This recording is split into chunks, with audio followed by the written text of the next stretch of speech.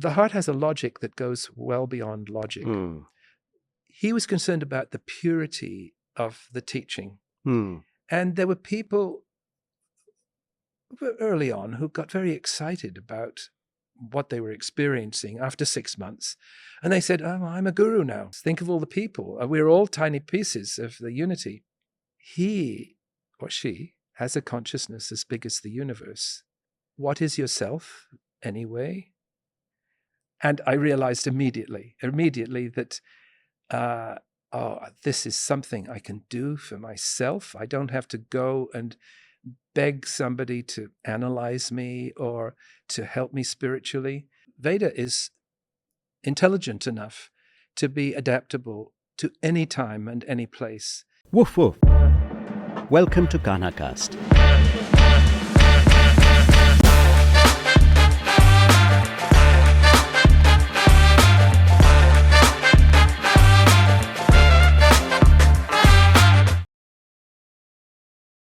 Today I'm speaking to Paul Glossop. Paul is a long-time practitioner of Transcendental Meditation. He has a background in computers and also the television industry. He currently helps out at the Maharishi International University in Fairfield, Iowa. He also has a keen interest in architecture and Vaastu Shastra. Paul was in Kanha Shanti Vanam for the 10,000 for World Peace program. Before the start of this episode, a small request from the KANHACAST team. KANHACAST has been nominated for the Hindustan Times Smartcast Mint Podmasters Awards. You can support KANHACAST by voting on the link shared in the description of this video. Select Self-Help and Motivation in Podcast category and KANHACAST in the podcast name. Enter your name and email, and that's it. Thank you for your love and support. So, thank you, Brother Paul. It's wonderful to have you in the Kanha studio. And this is just a chance meeting at the canteen yesterday. Yes. And that's when we first met. And Yes. The extraordinary Brother Ramakant was with you. And he introduced us and he said, you have to have a conversation with him. And I didn't realize it was going to be this kind of conversation where it's an interview. But that's perfectly fine because I've worked in television for 10 years in my past life, and in this life. And I actually work at Maharishi International University as the moderator for some courses in Vedic Science. Wow. And I think people in India should be very familiar with Veda. Absolutely. Yes. And the extraordinary work that the university does, spreading the Veda and keeping it alive, actually. Yes. Because even in India, you say people should be very familiar, but we are getting distant from it with the power of social media and things like that. There is a universality of culture that is happening, where the traditional cultures are getting, neglected. So, I think there's a perception that there's something too old about Veda, but the essence of Veda is timeless. And that means Veda is intelligent enough to be adaptable to any time and any place. Because Veda, according to my Maharishi, is the constitution of the universe. The Veda is Swayambhu, which, as you know, means self-created. It is not created by any man, woman, or committee. It is there all the time.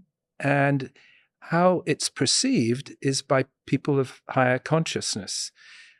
So, and there are not many of them, but the seers, especially the seers of India, some of them see the Veda, or they see parts of the Veda. And that's how it comes to us, because once they've seen it, they can speak it. And once they can speak it, they can speak it to their children and their children's children, and it becomes a tradition. And that Vedic knowledge in 40 branches supports every aspect of life. And the knowledge is very, very deep. It goes beyond any argument. It is universally applicable. Okay, so it's not, it doesn't have any cultural context at all. It's just... No, absolutely no. Yes. We only put our own cultural context on it. And then we try it's also very difficult or impossible to make commentaries. The Veda, Maharishi says, is self-commenting. So it's very broad. The Vedic, ancient Vedic Sanskrit is like an 8-lane highway with 8 lanes going in each direction, because the meaning is so deep and therefore very broad. Whereas, and I'm just saying this about English, when you English philosopher is like a narrow path in a woodland. It has some direction and it has some meaning, but compared to Veda, nothing is as broad and encompassing as Veda. Wow. And this, I don't know why exactly we Westerners are getting it, because Maharishi's probably spent more time in the West than he did in his home country.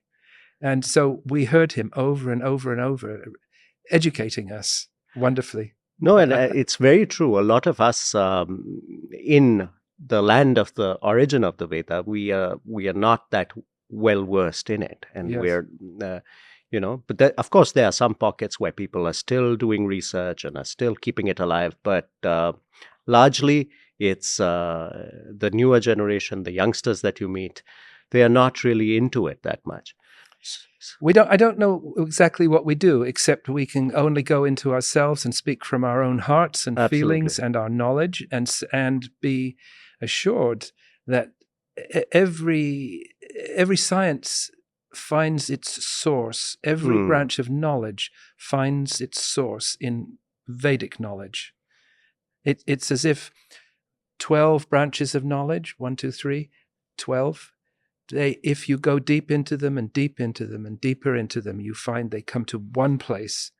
But that takes some time and there's 2 values. There's the intellectual value and there's the value of direct experience. Sure. Direct experience. In the West, we get tied up in intellectual knots, and those knots are different from different people, and then it causes philosophical arguments. Whereas the best way to look at it is to look at your sense of knowledge, and that person looks at their sense of knowledge, and they say, how can we find the universal basis of our own pieces, our own disciplines?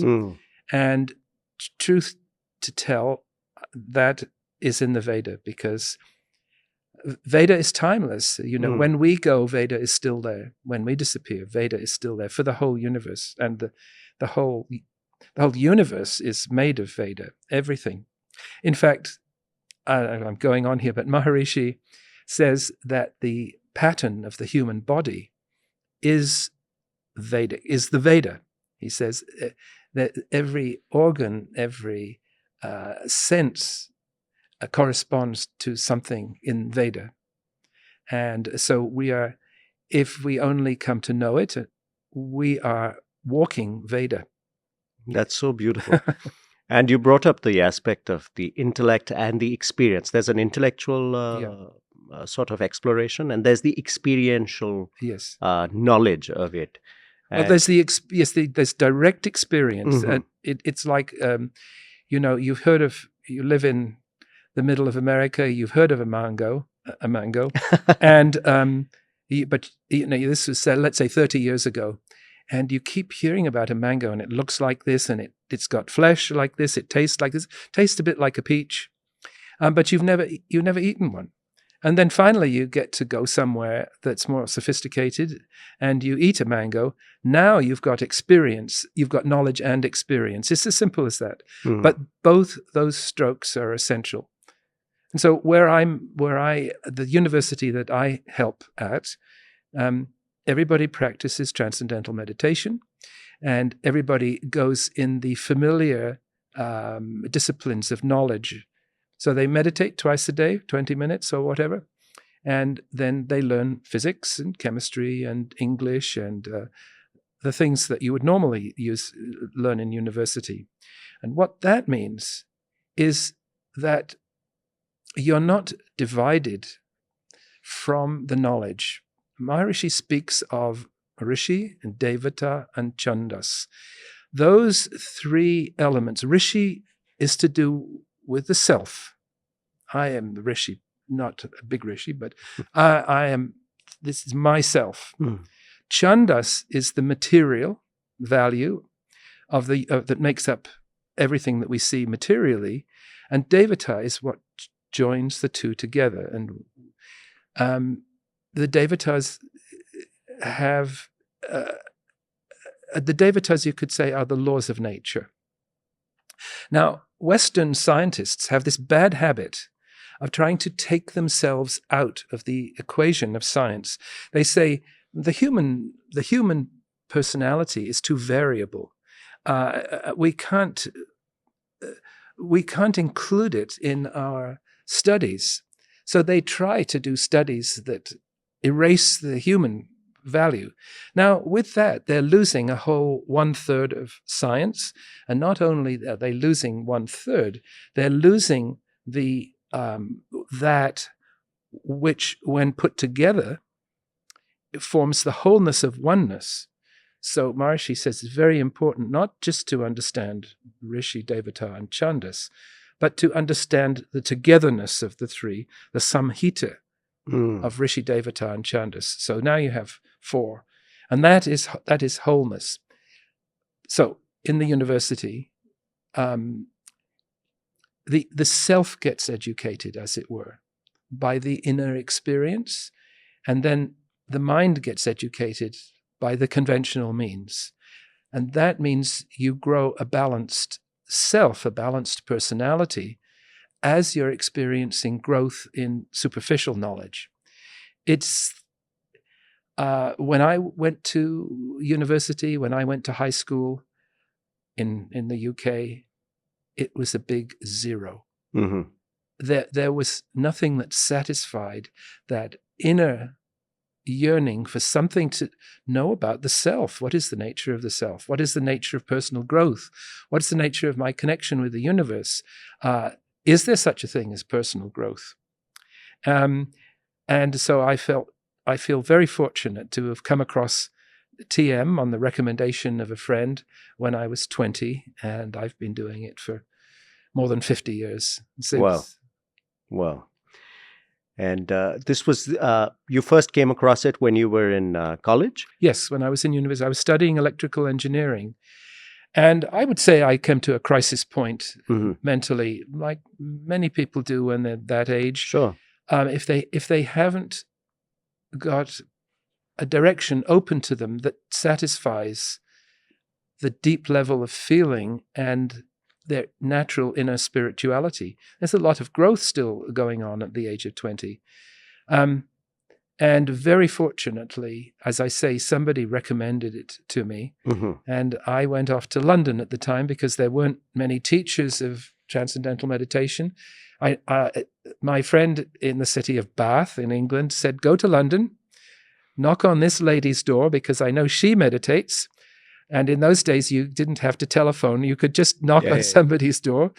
I knocked on her door. She was very kind, let me in. And she said, well, I'll tell you what I know.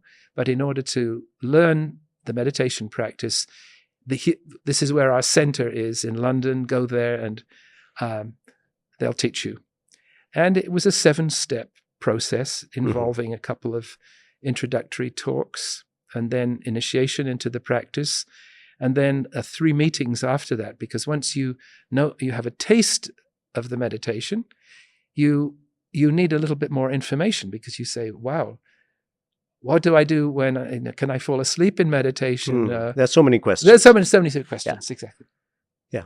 So was it like, how soon did you realize that this was something that was going to play a huge part in your life? Was it that first meditation, or did it gradually kind of open up to you?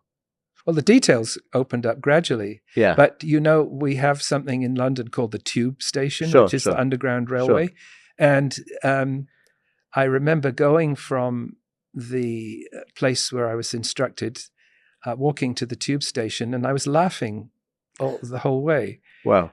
And I had been I was a much more serious and old young man than I am now, because I've lost a lot of intellectual weight. And I realized immediately that, this is something I can do for myself. I don't have to go and beg somebody to analyze me or to help me spiritually. Just do this as Maharishi instructs, 20 minutes twice a day. And I got the opportunity to see Maharishi for the first time about 6 months later, which was very, a great opportunity. Wow. And this was in London? The next, pardon me? This was in London as well? No, he was in Austria, Okay. in a small town on the border of Austria called Kösen. And about 1,200 people turned up for that course.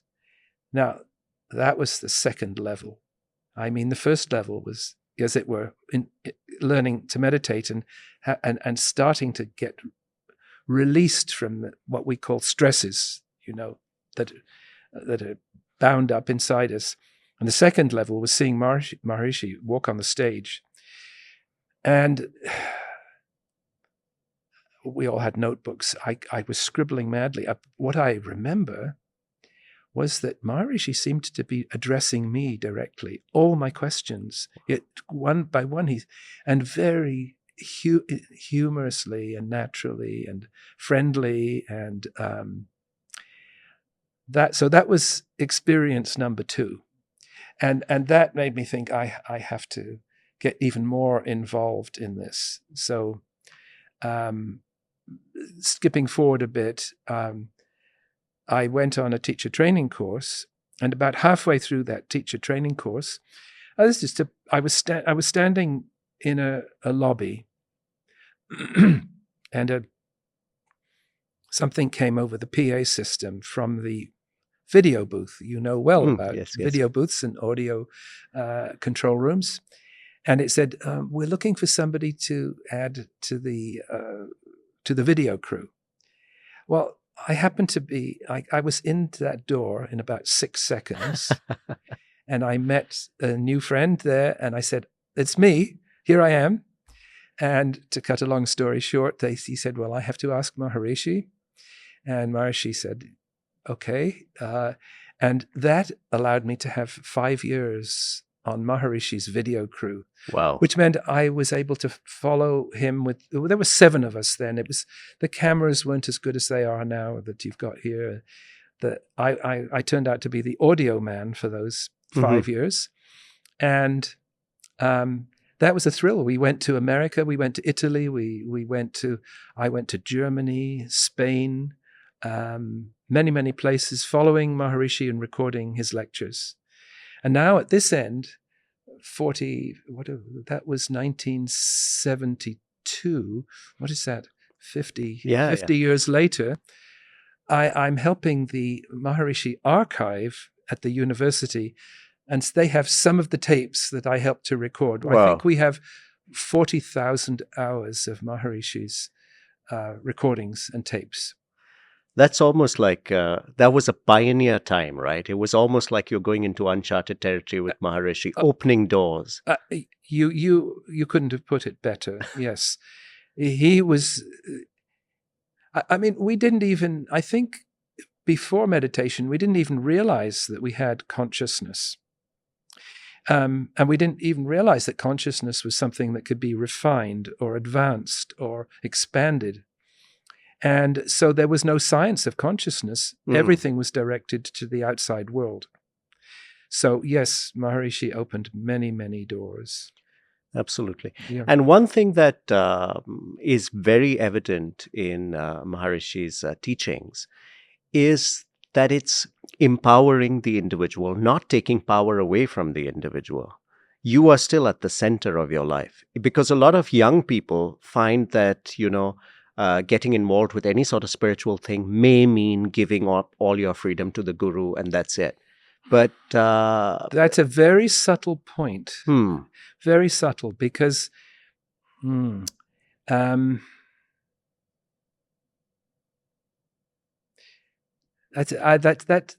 a lot of deep discussion that could go around that point. Because what is yourself anyway?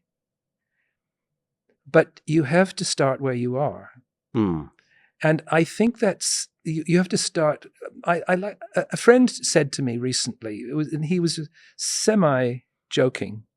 He said, you have to imagine your head as big as the universe. And what he meant by that, I think as far as individual consciousness is concerned, we are very much focused on being the center of our own consciousness, and it's kind of a little walnut in the center of our brain somewhere. It's not very big. We look out, that's distant. We hear from a distance. Everything's very distant except what's here. Now, I believe that element of consciousness can expand to be as big as the universe in a very natural way. Then you have a completely different sense of yourself. But while you have the sense of your small self, you have desires, you have wishes, you have a natural structure that needs its fulfillments. If you want a toy, if you want a microphone or a mixer or a camera, you want it.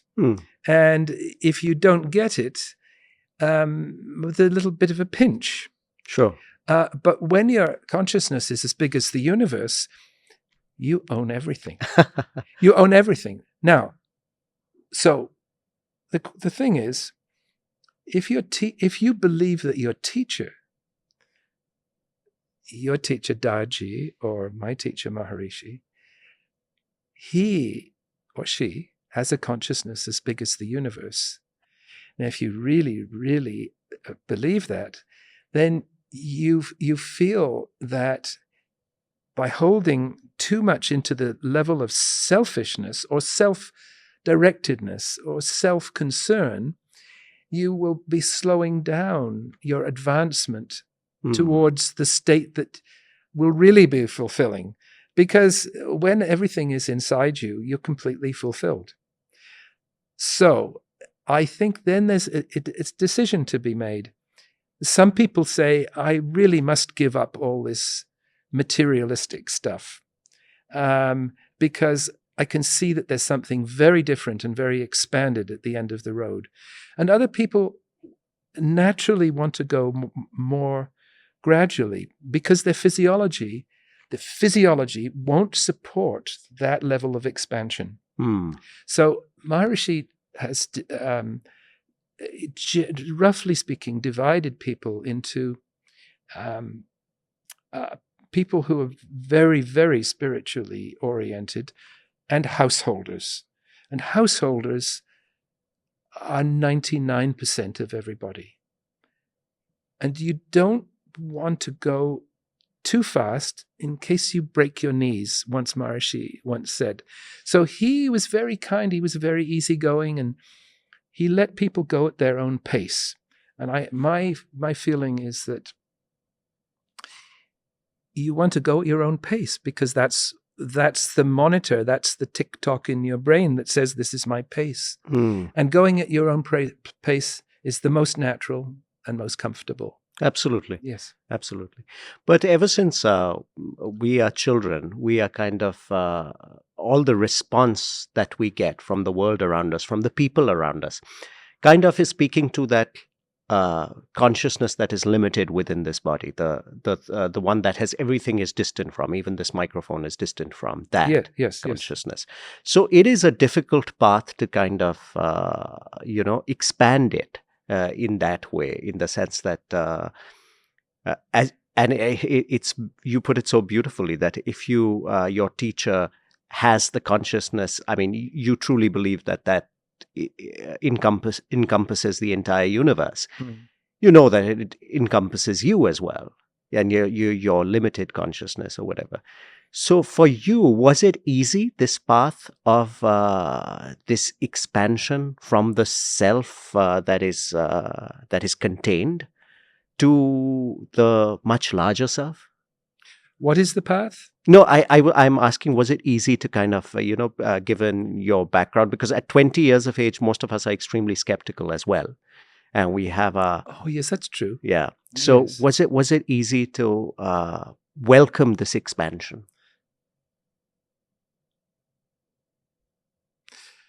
Well, the first steps, I mean, I'm not saying that my head is as big as the universe. Let's be honest.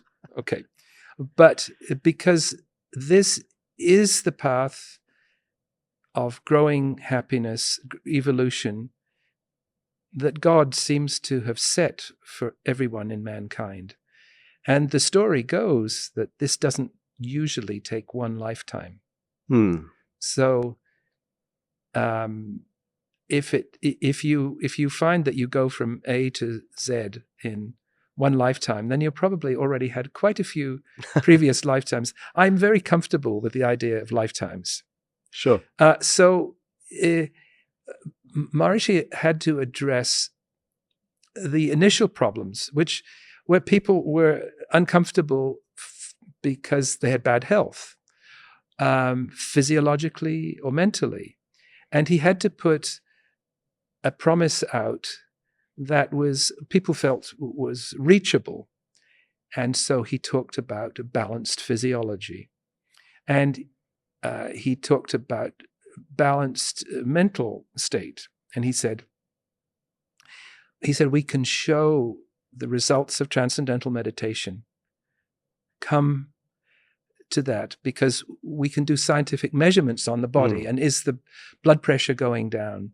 Is the aging process slowing? Is the blood chemistry different? And then as far as mental is concerned, he said, are the brain waves showing more synchrony, for instance, which is a side effect of having a calmer, more effective mind, more effective thinking. So he went with what is commonly measurable in science today, and he's very much a supporter of Western science in its ability to measure the parameters, psychological, physical, and sociological, of the effect of the meditation practice. And so there are still many people today doing those studies. I don't know how many scientific studies we have. It could be 1,200, going back to, I think the first ones were in 1972. And they've, as a whole, they very effectively show how the meditation advances the balance in mind and body. And so that was the first thing that Maharishi talked about and asked us as teachers of meditation to talk about. We had a fairly standard introductory talks that would go into the values of meditating for your personal life. And then as you grew, maybe you go to Maharishi lectures at the center, you'd find out, oh, there's quite a lot more to it. So layers revealing slowly. Yes, in a natural way. Beautiful, yes. Beautiful. You mentioned earlier that you are not saying that your head is as big as the universe. Yeah. But something I find interesting is also that we perhaps should not say that it's not as big as the universe. We shouldn't put that barrier on ourselves that, oh, I'm not capable of that. Oh, I don't say I'm not capable of it, no. But I don't want to pose. Sure. I don't want to pose as something. No, I believe it thoroughly, and I believe I'm going in that direction. The satisfying thing, there's a great satisfaction in motion towards a goal. There's great dissatisfaction in impediment, a big rock in front of you and you cannot move. So knowing that you can move that rock or out of the way and you can keep going towards a goal is very encouraging. And I'm not going to worry, because I think nature will take care of that big thing. I can aspire to that, but ultimately how the pace is governed is connected to something very deep that I don't have to, in fact, I don't have to analyze. And, I come from the Western tradition with far too much thinking. Lots of analysis. Yes, lots of. I want to relate something that I've experienced in the last few days here. Mm-hmm. First of all, this is my first time in India. Really? It's yes, the first time? Wow. Yes. So I've been in India about 5 days now, 6 days maybe. And it's a thrill because India is so different. I know many Indian people in the West, but actually coming to the country is something in itself. It's that intellectual knowledge versus the experiential knowledge. You have to be here. And one thing I've noticed immediately at Kanha Shanti Vanam is that I can drop my intellectual planning straight line approach, because every day I'm meeting somebody out of the blue, unexpected, that has a helpful forward motion in my life without me having to look for it. And so I'm saying, I don't know quite what to call this, but could call it metaphysical logic, metaphysical order that comes down from an organization that's much, much bigger than simple straight line logic, point after point after point. And that reminds me of something that your organization does. They say that the mind is one thing and can come to a conclusion in an hour or a day or a month by grinding through facts and figures. But they say that the heart can apprehend a solution immediately. So that development of the heart is vital, because we have ways to apprehend things. There's the mind, the heart. In the heart has a logic that goes well beyond logic. So I'm enjoying being in the environment here, and meeting people who have that focus as a direct focus, heartfulness. And I've only met people I've enjoyed so far. It's very wonderful. That's so beautiful. That's so beautifully put. Thank you for saying that. Also, I wanted to ask you about this event that you are here for, 10,000 for world peace. What is the thought behind this 10,000 for world peace? Because world peace is something that the world could really do with right now as well. It's going back to that thing about your head, your consciousness being as big as the universe. What it implies is that consciousness is a shared value at its deepest level. There could only be oneness if we share universal consciousness. But we've got into bad habits of having I say that means over a period of time, somehow the level of consciousness, of world consciousness, has dropped and it dropped and it dropped and it dropped, until what was left is we're a lot of islands of consciousness that don't properly communicate with each other. And that has made the effect of sort of disturbing the superficial values, the balance of life. So when we go deep in our own meditation, we are drawing on the value of universal consciousness. Now, it's not only just consciousness, but that consciousness contains energy, intelligence, and maybe even a plan. But we don't have to know what is. But so this effect, when we are doing, so we have, 10 or 11,000 people here at your ashram site. And they've all learned Transcendental Meditation, and they're doing something called the Advanced Siddhi program. Maharishi says that when we meditate together, we have a very good effect. When we meditate individually, we have a very good effect for ourselves. But when we meditate in a group together, that effect is multiplied more than the number of people who are meditating. And so I go back now 40 years ago, exactly 40 years ago, to the first large course like this that I attended, which was in Fairfield, Iowa, USA, where Maharishi has his university campus. And we had 7,000 people practicing the meditation together.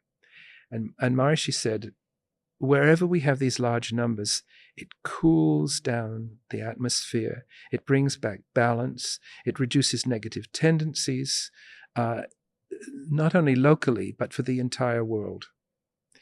And so when he saw the beneficial results of that, he would from time to time set up other groups, maybe not quite so large, that would go to places that were troubled and be maybe on the outskirts of those places or somewhere which is relatively safe.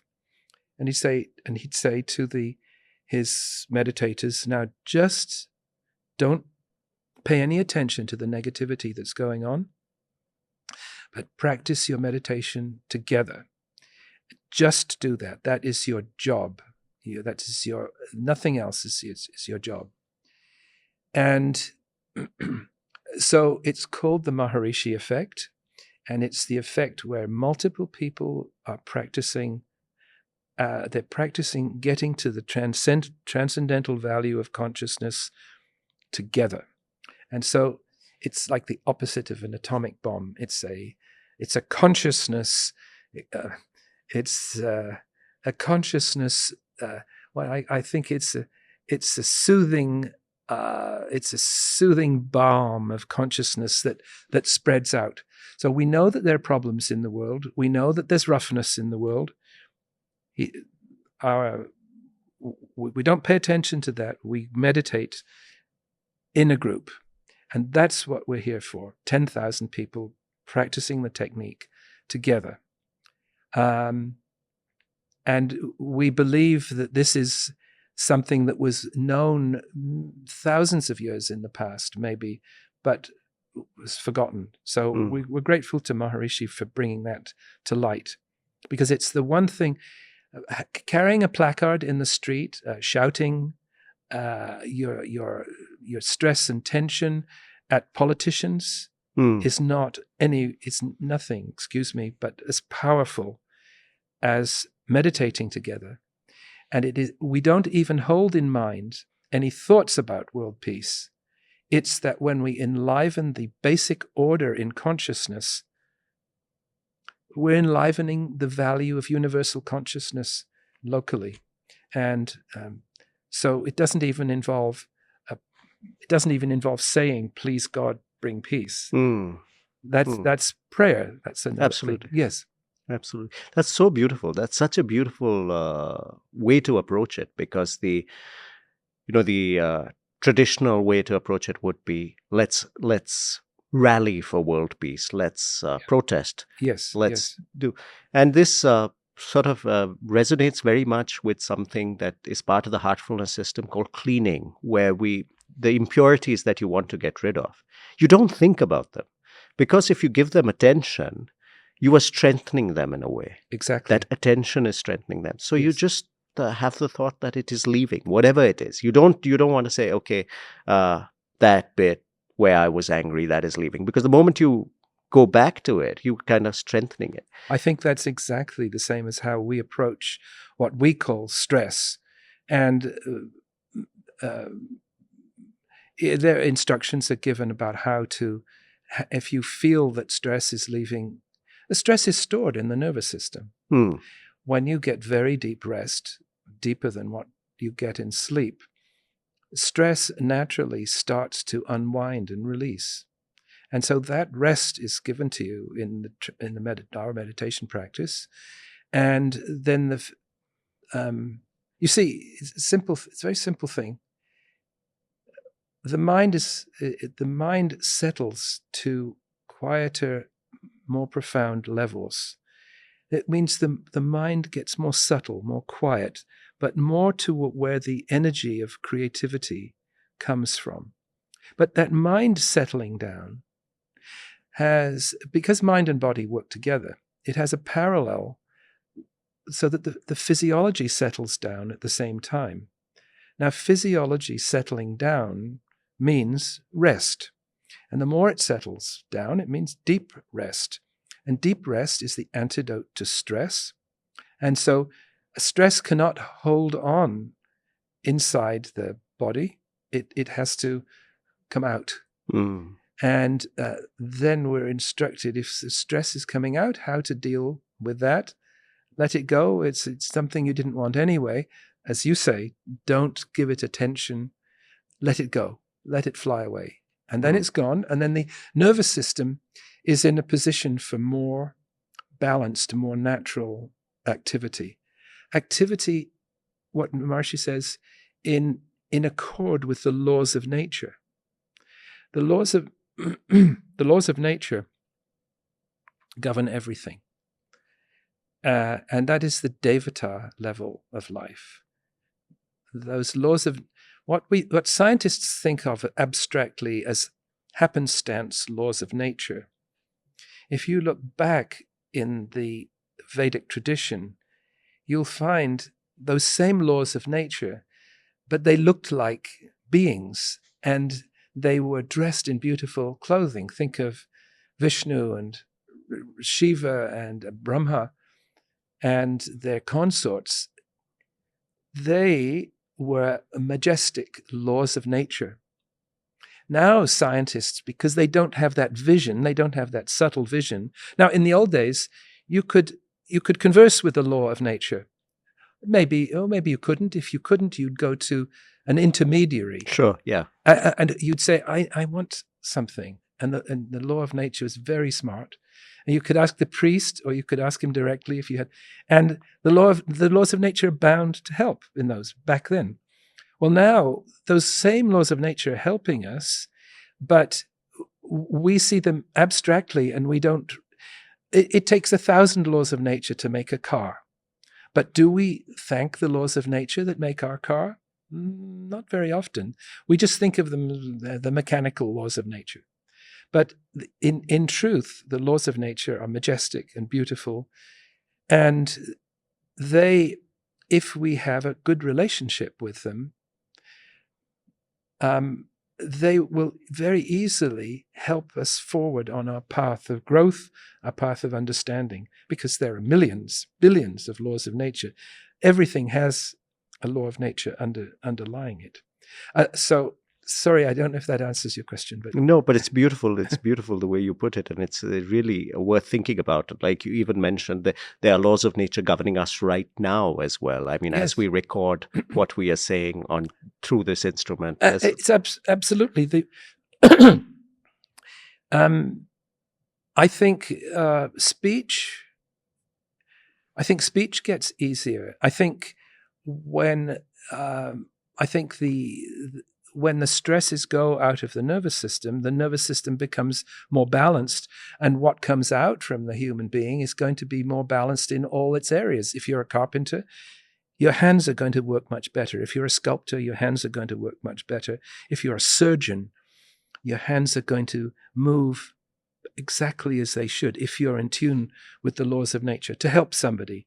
And I don't know whether have you ever had that experience? Now I'm asking you. Yes. Have you ever had that experience where you're doing something and it seems to go by itself?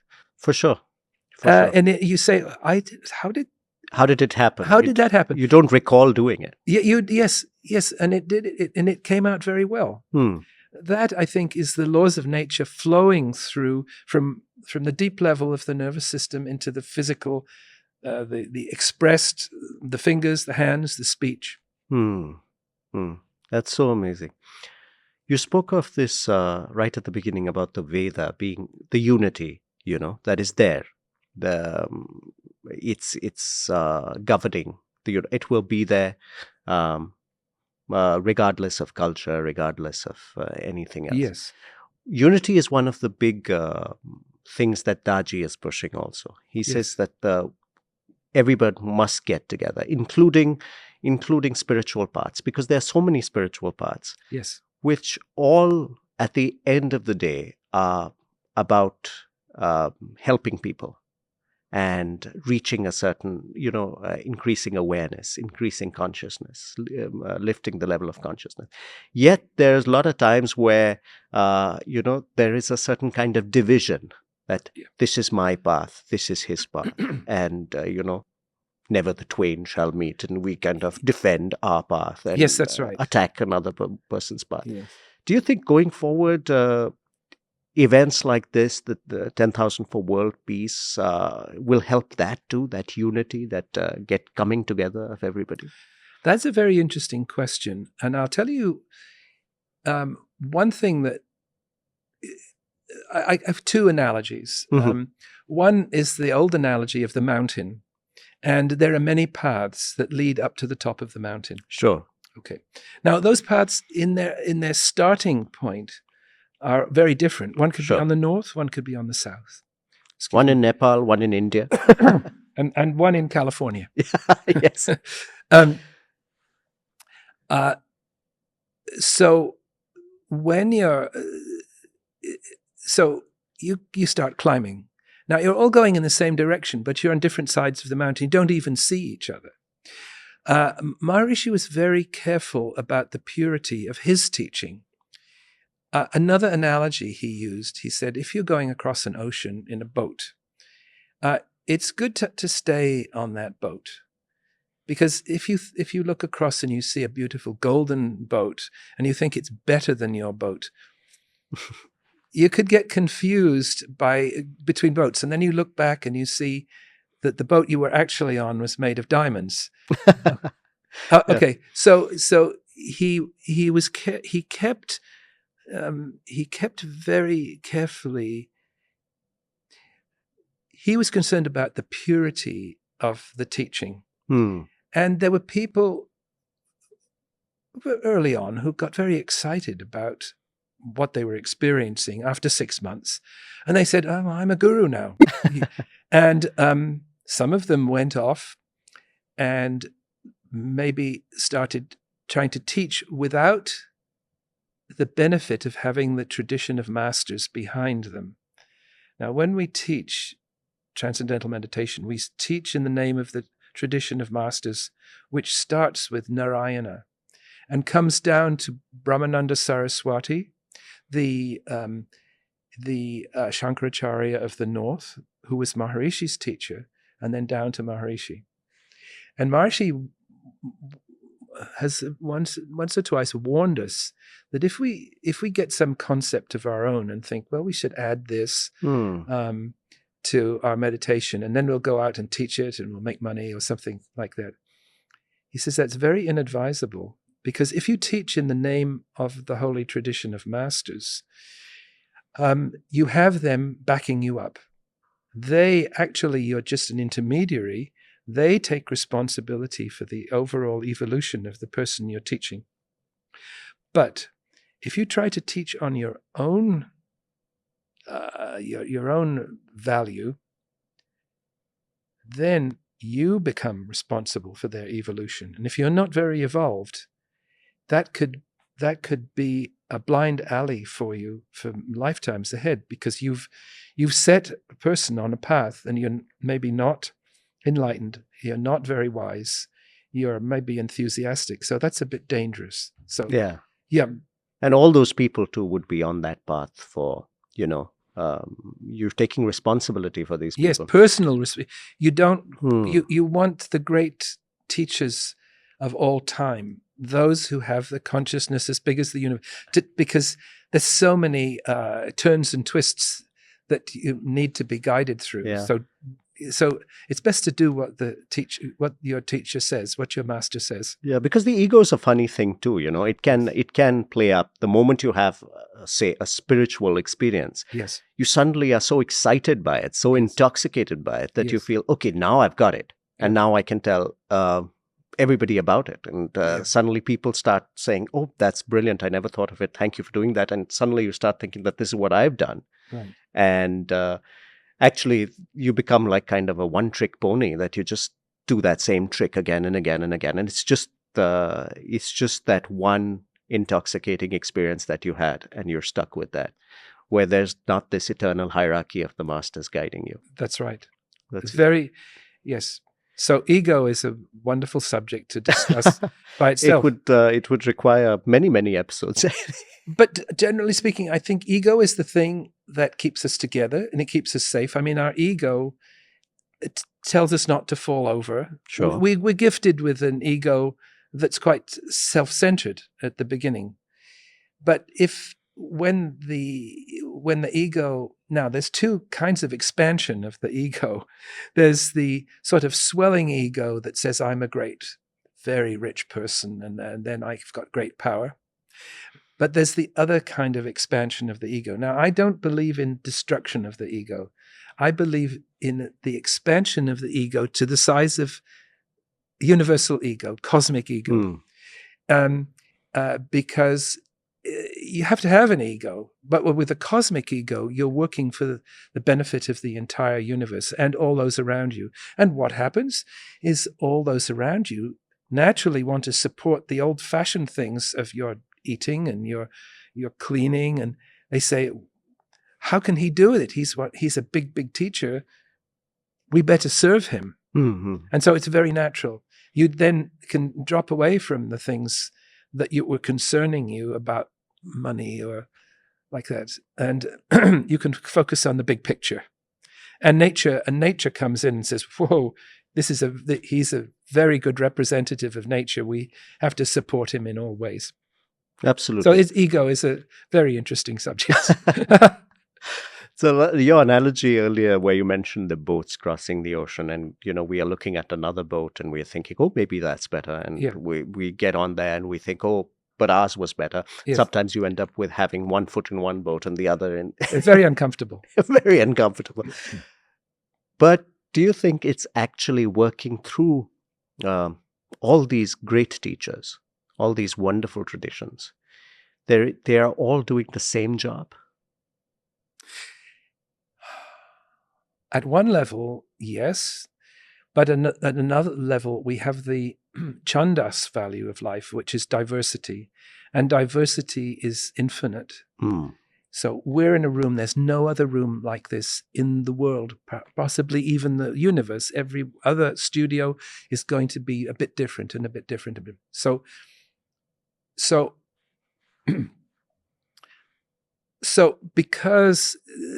we have to get, so that guidance, yes, it has, you could say at the top level, it's the same.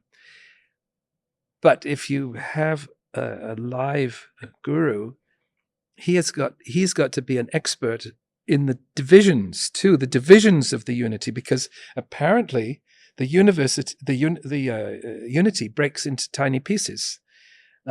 Think of all the books, think of all the people. We're all tiny pieces of the unity. And so there has to be, we have to find the unity in every tiny piece. Now the guru knows that, every little piece.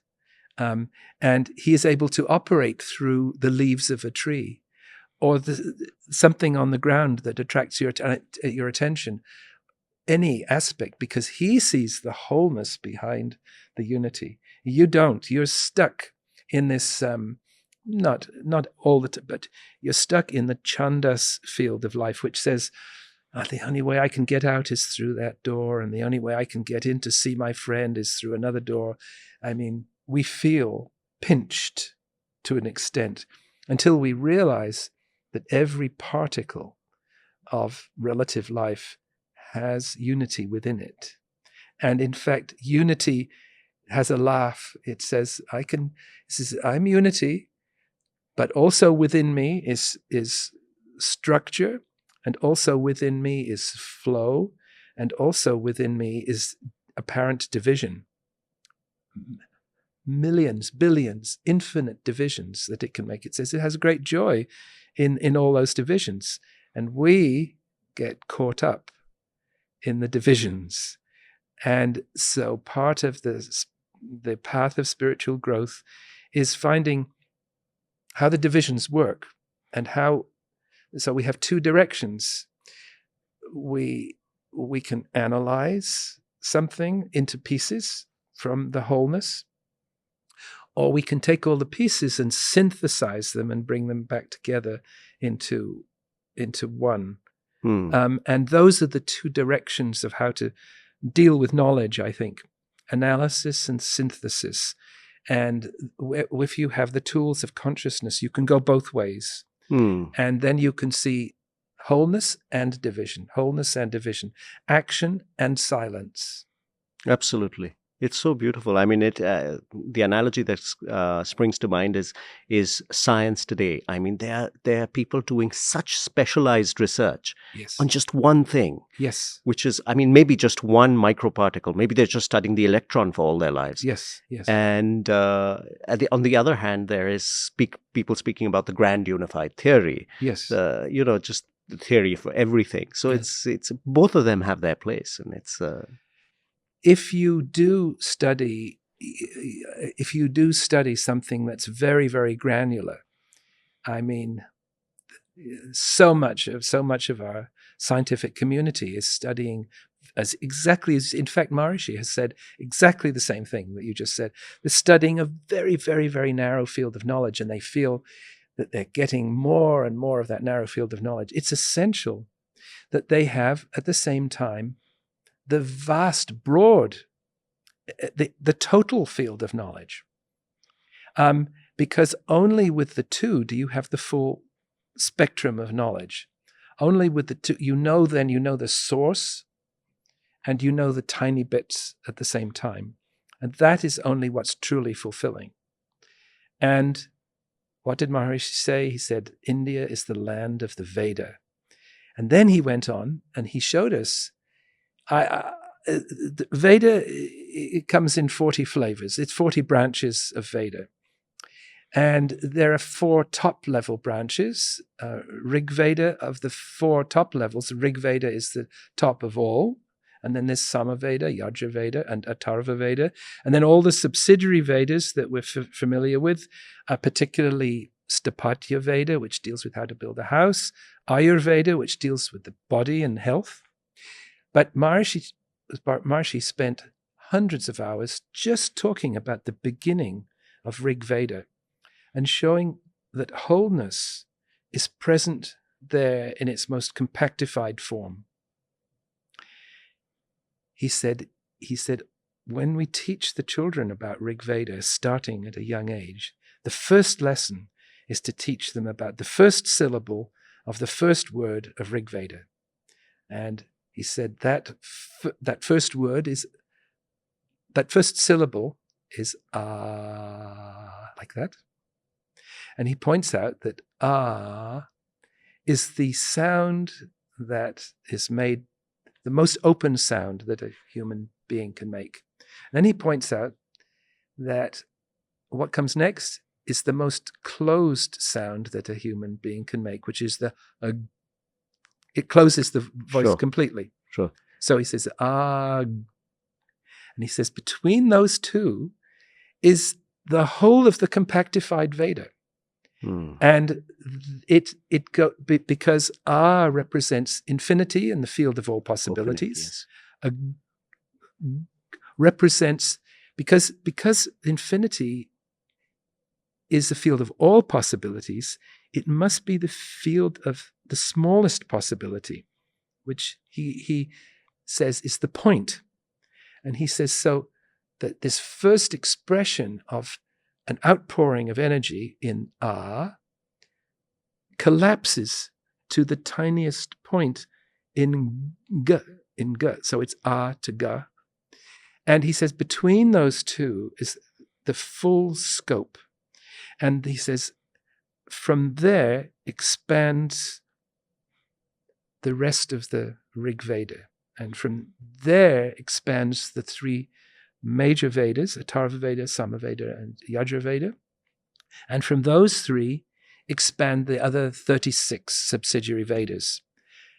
So we think, it's fairly well known that India has about 30 million documents and commentaries and on Veda. You think of that and you think, it's just too much for me. I can't manage. It's too much. I'll never. Yeah. But if you can tell a child that now this is where it starts and it expands from here. In one lesson, they can embrace something that's vast, the start of something. And then if their dharma takes them in a particular Vedic direction, then they can do the expansion. But so they can grasp the wholeness in one lesson, intellectually. Grasping the wholeness experientially is another thing. Of course. Yes. Because then you have to have very refined consciousness. But we're the beneficiaries of seers who, sitting very, very quietly in an expanded state of consciousness, saw Vedic knowledge. They didn't invent it, they saw it. And so that's how we actually, once they saw it, they could speak it, they could chant it. And then once they could chant it, they can carry it on into their family. And then we who don't see it necessarily yet, then we can hear it and we can get the benefit of it. That's so beautiful. That is so beautiful. And it's lovely that you don't need to be intellectually overwhelmed with the vastness of the Veda. Exactly. Yes. You intellectually, you could, of course, the experiential vastness is something that you will discover, but intellectually, to take that first step, how beautifully you put it. We're out of time because your friend Michael is Michael's about to come. We could carry on for another hour and a half, but I think we will definitely sit down again. It's been so beautiful. I mean, thank you so much for doing this. It's been so beautiful. For many of us, it's a first introduction to Maharishi's teachings. So yes. It's so beautifully put, and I'm looking forward to sitting down with you again. Oh, thank you, Rudy. Let me say also how much I appreciate being here, because I mentioned to you that we've been on this one boat, going straight forward, and Maharishi didn't necessarily talk about other paths of teaching, because he felt very concentrated on the path that he had got from his master. And but I think when there's a certain, you asked me this question before, I think when there's a certain level of maturity, we see the value of somebody else's path, and we can feel very warm in connecting with them. And neither of us needs to be pulled away from our boat, because we're almost holding hands, going in the same direction, almost so. It has been a wonderful pleasure for me to be here so far, just a few days. I haven't even seen your gardens, your best gardens yet. But I've met wonderful people who are supportive and who come up to me and say, Jai Gurudev, and they want to, they see my face and say, well, where are you from? What do you do? And it's been a real joy. I had not heard of Heartfulness before coming here. So thank you very much. Thank you for being our hosts. Thank you for understanding that we might not be perfect yet, perfect guests, but we're working on it. You've been wonderful guests, and that picture of holding hands on different boats, that's so beautiful. That's a lovely note to end on, and thank you so much. You have enriched this place with your presence, really. Heartfully, we feel that way. And thank you so much. Thank you. Thank you for tuning into this episode of KANHACAST. Please follow and subscribe to KANHACAST on Spotify, YouTube, and Instagram. Until next time. Woof woof.